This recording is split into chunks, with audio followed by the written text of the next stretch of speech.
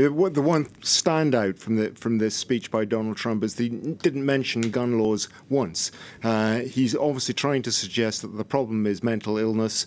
That's why he said we need to do much more to have red flag legislation into place so that we can spot people who are potentially dangerous, whether they're mentally ill or whether because of the sort of stuff they've been writing on the internet, which she described as being part of the problem as well. There has to be more legislation to crack down on what is written on the internet, and said there will be tougher legislation, including the death penalty for the sort of terrorism that we've just seen here. And he's spoken about what effectively amounts to sort of white supremacist terrorism. And he said too, this is a little bit of a departure for him, that we have to stop this sort of hate crime.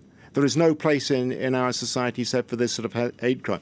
And he appealed across the partisan bridge to the Democrats to come together with the Republicans to present a bipartisan front against just this sort of thing. But he ignored again, the demand that has been made by the Democrats for gun legislation. He has prevented legislation from the Democrats in the House of Representatives from passing into law. He promised last year, after the Florida shootings, in which so many people got killed at the school in Florida, that there would be gun laws. Didn't happen.